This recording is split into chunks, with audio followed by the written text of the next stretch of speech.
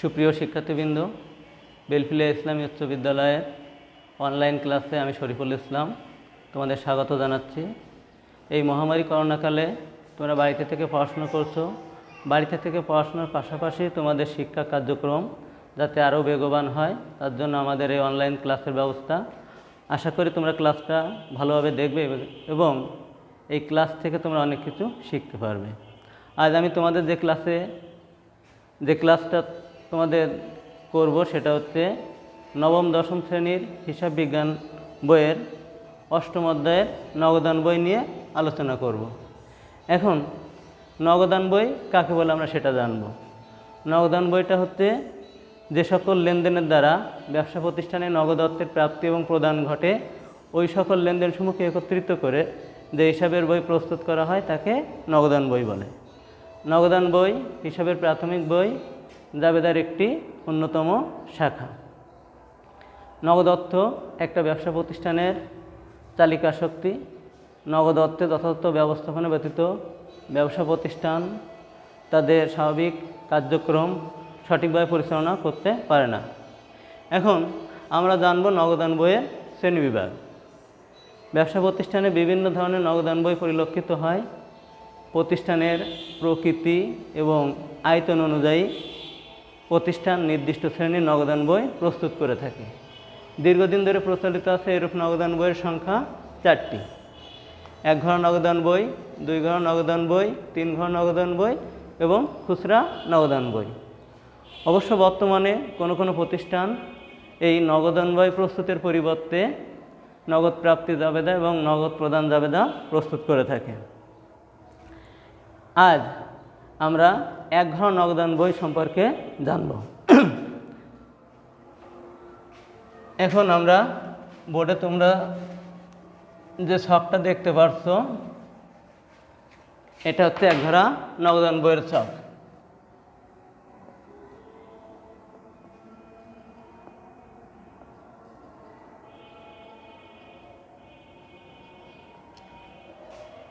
আমরা প্রথমে ছক সম্পর্কে একটু পরিচিত হই। 1 ঘর নগদান বইয়ের ছকটা খতিয়ানের টি ছকের অনুরূপ। এখানে দেখো ছকটাকে ডেবিট এবং ক্রেডিট দুইটা অংশে বিভক্ত করা হয়েছে। প্রাপ্তিসমূহ ডেবিট পাশে এবং প্রদানসমূহ ক্রেডিট পাশে লিপিবদ্ধ করা হয়।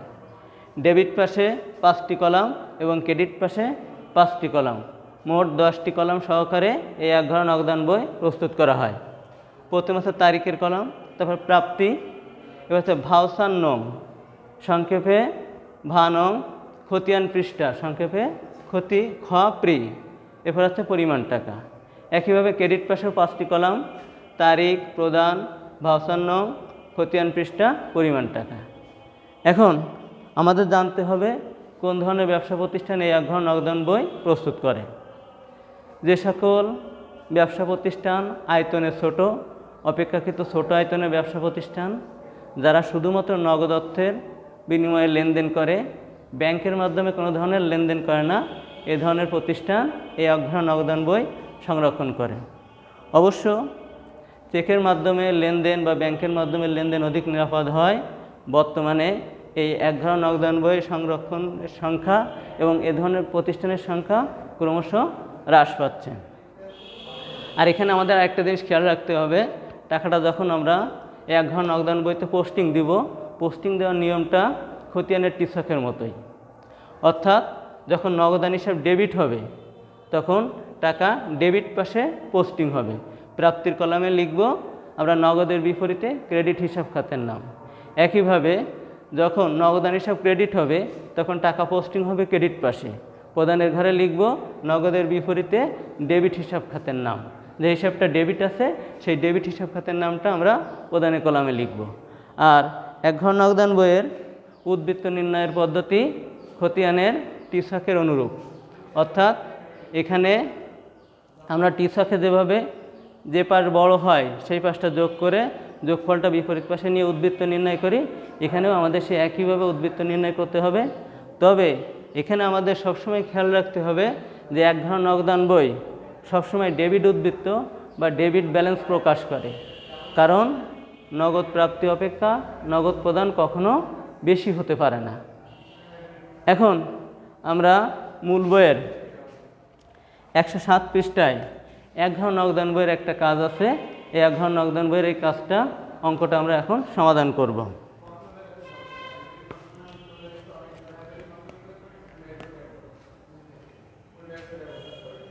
পৃষ্ঠা নং 107। এখানে যে কাজটা আছে যে আবু তালেব সরকার নগদ 20,000 টাকা নিয়ে 2017 সালের 1 জুন তারিখে তালেব এন্টারপ্রাইজ নামে একটা ব্যবসা শুরু করলেন। উক্ত মাসে তার ব্যবসার লেনদেনসমূহ নিম্নরূপ। প্রথমে আমরা যে প্রতিষ্ঠানের এক ঘর নগদান বই প্রস্তুত করব, উপরে প্রতিষ্ঠানের নামটা লিখব, তালেব এন্টারপ্রাইজ এর এক ঘরা নগদান বই।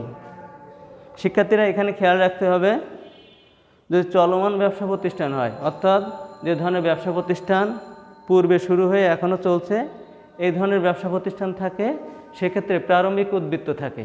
প্রারম্ভিক উদ্বৃত্ত থাকলে প্রারম্ভিক উদ্বৃত্তটা ব্যালেন্স বিডি লিখে ডেবিট পাশে বসাতে হয়, কারণ নগদান বই সবসময় ডেবিট ব্যালেন্স প্রকাশ করে, নগদান হিসাবে কখনো ক্রেডিট ব্যালেন্স আসে না। যার জন্য প্রারম্ভিক উদ্বৃত্ত থাকলে ডেবিট পাশে ব্যালেন্স বিডি লিখে প্রথমেই প্রারম্ভিক উদ্বৃত্তটা বসাতে হবে। কিন্তু দেখো, এই অঙ্কটার ক্ষেত্রে আমাদের খেয়াল করতে হবে, এটা কোনো চলমান ব্যবসা প্রতিষ্ঠান না, নতুন ব্যবসা প্রতিষ্ঠান, অর্থাৎ এই ব্যবসা প্রতিষ্ঠানটা নতুন শুরু করা হয়েছে। এই ক্ষেত্রে 1 তারিখে যে লেনদেনটা আছে আমরা এটা জাবেদা করলে দেখতে পাই যে নগদান হিসাব ডেবিট, মূলধন হিসাব ক্রেডিট। তাহলে আমাদের 1 তারিখের লেনদেনটা যেহেতু নগদান হিসাব ডেবিট, ডেবিট পাশে পোস্টিং হবে, প্রাপ্তির কলামে আমরা লিখব বিপরীত হিসাব কত, অর্থাৎ মূলধন হিসাব 2017 জুন 1। প্রাপ্তির কলামে লিখব মূলধন হিসাব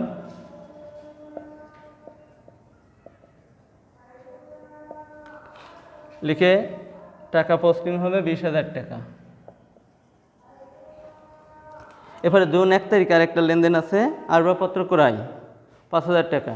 এটা জাবেদা করলে আসবাবপত্র হিসাব ডেবিট, নগদান হিসাব ক্রেডিট। যেহেতু নগদান ক্রেডিট হচ্ছে, তাহলে আমরা ক্রেডিট পাশে পোস্টিং দিব,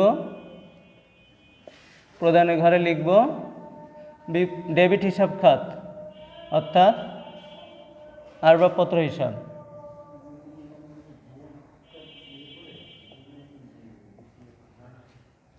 ৳5,000 টাকা।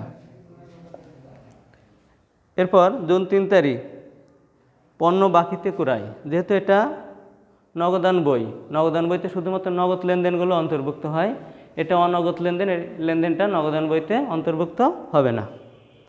এরপর 4 তারিখ আজাদের নিকট নগদে বিক্রয় 6,000 টাকা। এটা জাবেদা করলে নগদান হিসাব ডেবিট আর বিক্রয় হিসাব ক্রেডিট। তাহলে ডেবিট পাশে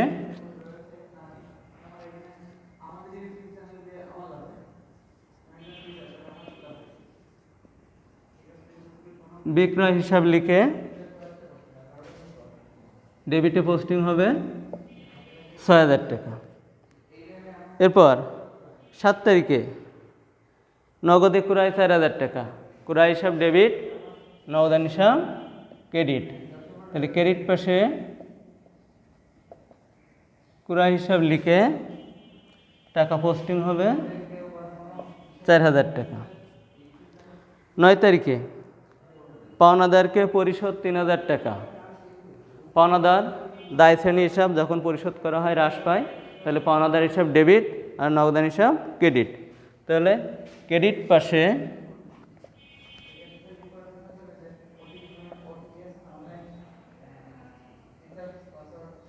পাওনাদার হিসাব লিখে পোস্টিং হবে 3,000 টাকা।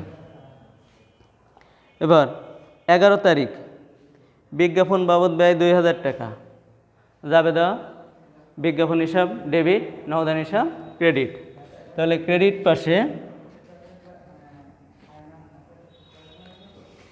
বিজ্ঞাপন হিসাব লিখে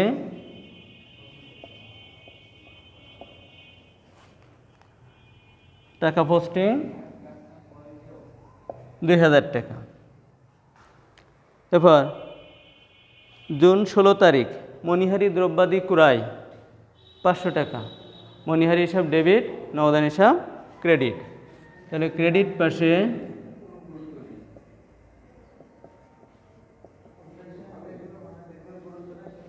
মণিহারি হিসাব লিখে ক্রেডিট পাশে পোস্টিং হবে 500 টাকা। এরপরে জুন 26 তারিখে কমিশন প্রাপ্তি 1000 টাকা। এটা জাবেদা করলে নগদান হিসাব ডেবিট আর প্রাপ্ত কমিশন অথবা কমিশন আয় হিসাব ক্রেডিট। তাহলে যেহেতু এখানে নগদান হিসাব ডেবিট হচ্ছে, তাহলে ডেবিট পাশে পোস্টিং হবে, প্রাপ্তির কলামে লিখব ক্রেডিট হিসাব খাত অর্থাৎ প্রাপ্ত কমিশন।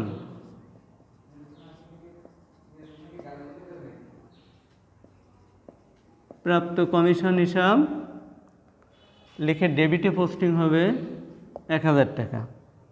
এরপর 28 তারিখে যে লেনদেনটা আছে বিক্রয় 7000 টাকা।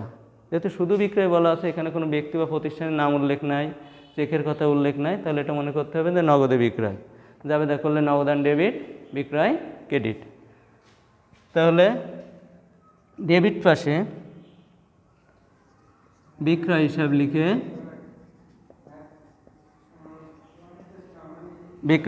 লিখে ডেবিট পাশে পোস্টিং হবে 7000 টাকা। এখন টাকা লেনদেনগুলো আমরা নগদান বইতে পোস্টিং দিলাম। এখন কাজ হচ্ছে আমাদের ব্যালেন্স বা উদ্বৃত্ত নির্ণয় করতে হবে। যেহেতু নগদান বই সবসময় ডেবিট উদ্বৃত্ত প্রকাশ করে, সেহেতু আমরা প্রথমে ডেবিট পাশের টাকাটা যোগ করব। এখানে ডেবিট পাশ যোগ করলে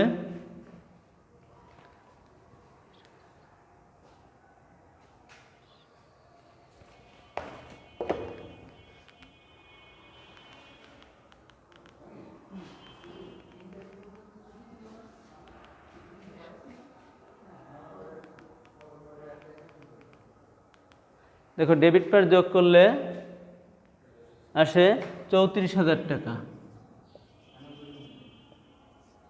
যোগফলটা ডাবল দাগ দিয়ে ক্লোজ করব। এবার যোগফলটা সোজাসুজি বিপরীত পাশে অর্থাৎ ক্রেডিট পাশে নিয়ে আসব 34,000 টাকা।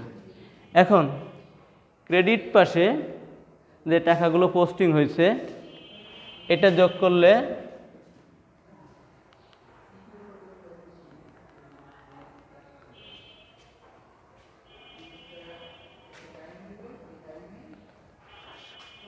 ক্রেডিট পাশ যোগ করলে আসে 75, 9,000, 9,000, 14,500। এখন দেখো এই ডেবিট পাশের যোগফল যেটা আমরা পাইছি 34,000, এখান থেকে ক্রেডিট পাশে যে টাকাগুলো পোস্টিং হয়েছে সেটার যোগফল অর্থাৎ 14,500 মাইনাস করব।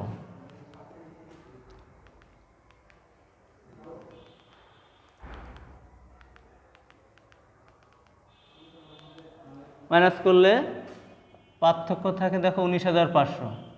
এই 19,500 টাকা যেহেতু ক্রেডিট পাশে কম আসছে, এইটা আমরা এই ক্রেডিট পাশে লিখব 19,500। আর এই যে পার্থক্যটা এটাকে বলা হয় ব্যালেন্স সিডি, এবং এটা যে মাস থাকে সেই সংশ্লিষ্ট মাসের শেষের তারিখে নির্ণয় করতে হয়।